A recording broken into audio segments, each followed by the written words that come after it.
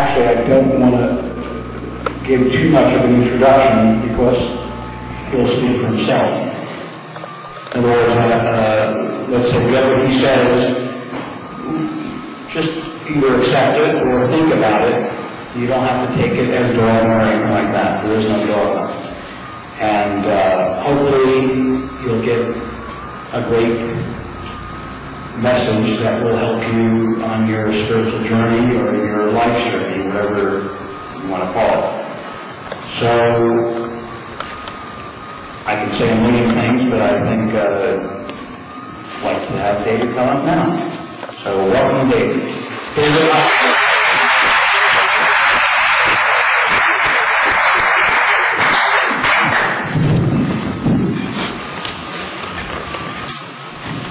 Welcome, everyone. So wonderful to be here.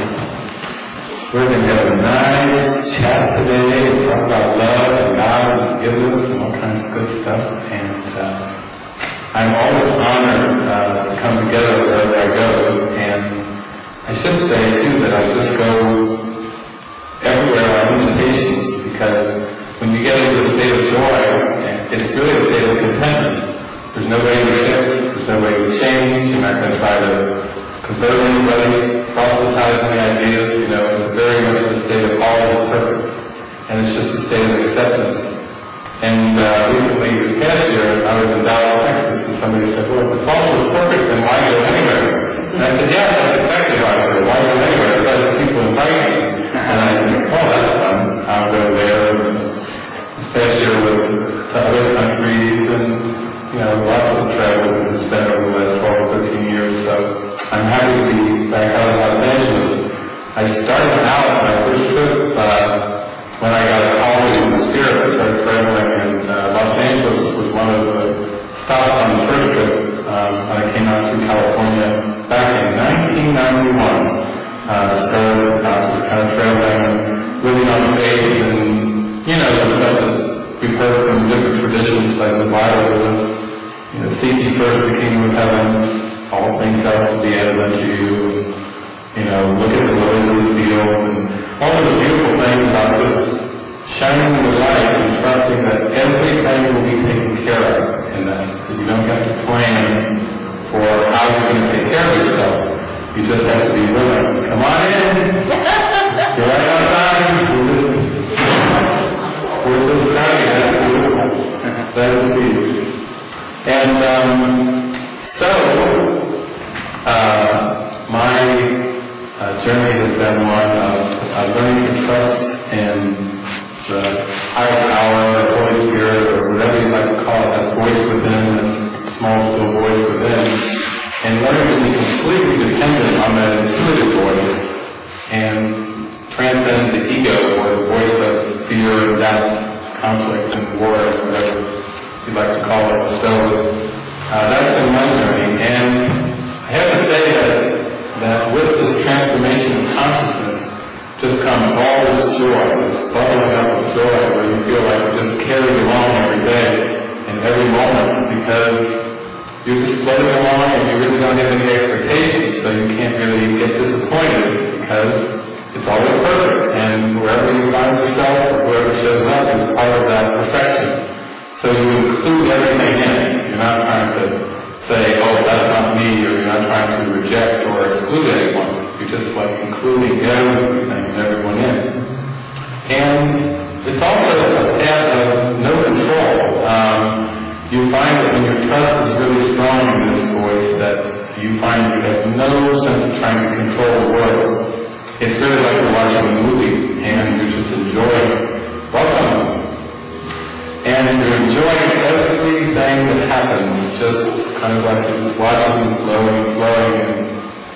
I was recently out here in California, Scott and Lorraine. I was up in San Damiano, a Franciscan retreat center, and I was way up there, and they kept showing up at my lunch table. There were like 10, 12 lunch tables, and they were always at the lunch table, and then finally, the very end of the last day, we went to the minister, Tony Ponticello, who would organize things, and they said to him, we're going to kidnap David.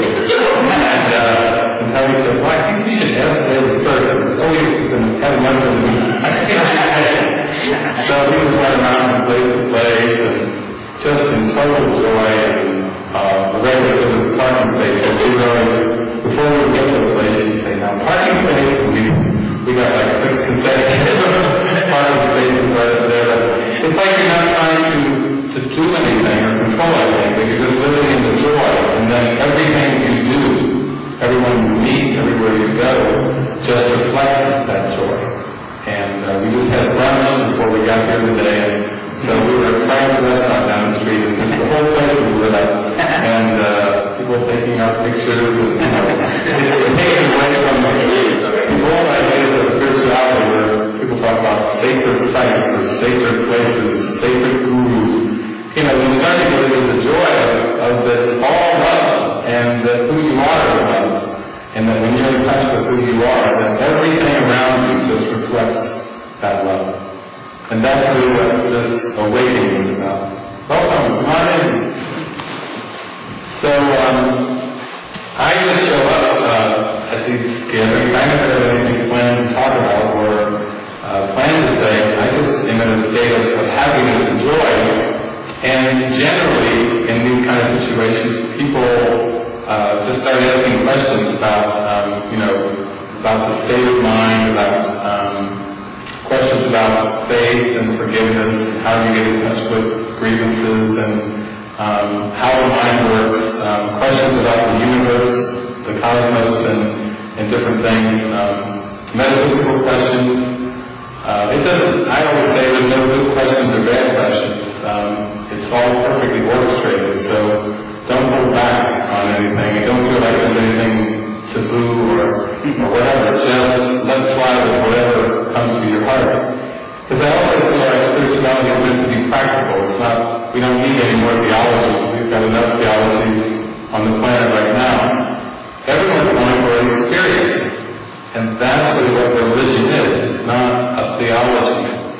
What I'm going to talk about today is not about a particular book. I'm not an advocate of any particular book or path. When I travel to other countries and this and that, I just let the symbols come in a way that they're most helpful.